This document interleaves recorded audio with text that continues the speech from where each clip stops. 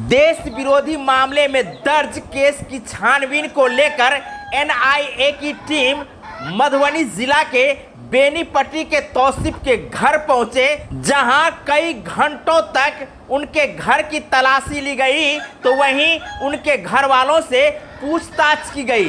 तो वहीं इस प्रकार से एनआईए की टीम मधुबनी जिला के बेनीपट्टी के तौसीफ के घर देश विरोधी मामले में दर्ज एफआईआर की जांच के लिए तौसीफ के घर पहुंचे। तौसीफ के घर पहुंचते ही गांव में सन्नाटा पसर गया। जिस प्रकार से आप वीडियो में देख रहे हैं कि एनआईए की टीम तौसीफ के घर की तलाशी ले रहे हैं, तो वहीं सड़कों पर देख सकते हैं किस प्रकार की सन्नाटा छाई हुई है। आइए इसके संदर्भ में हम आपको विशेष जानकारी देते हैं।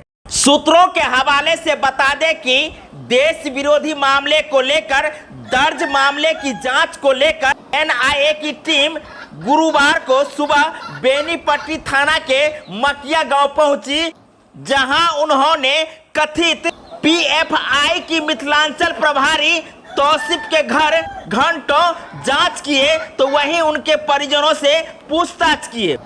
बता दें कि एनआईए की टीम सुबह से लेकर शाम तक स्थानीय पुलिस के सहायता से छानबीन करते रहे। तो वहीं आपको बता दें कि एनआईए की टीम पहुंचते ही पूरे गांव में सन्नाटा पसर गया।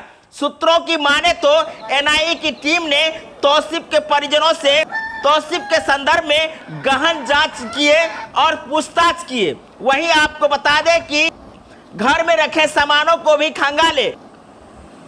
एनआईए की टीम ने घर से एक मोबाइल सेट एवं कुछ किताबें अपने साथ ले गए हैं। साथ में आपको बता दें कि इसके संदर्भ में एनआईए की टीम कुछ भी बताने से परहेज किए हैं। एनआईए की टीम सुबह से लेकर दोपहर तक लगातार पूछताछ करती रही। तो वहीं आपको बता दें कि इस प्रकार की गतिविधियों में कथित तौर पर संलिप्त तौसीफ के घर की तलाशी ली गई।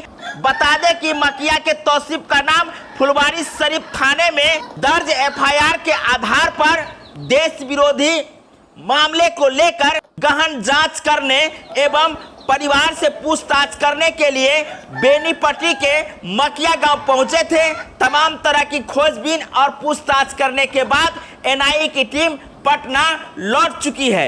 अब देखना होगा कि तौसीफ के परिवार किस प्रकार के जवाब दिए हैं, तो वहीं एनआईए की टीम ने किस प्रकार से तौसीफ के घर की तलाशी लिए हैं और तौसीफ के घर से किस प्रकार की सामान बरामद हुई है।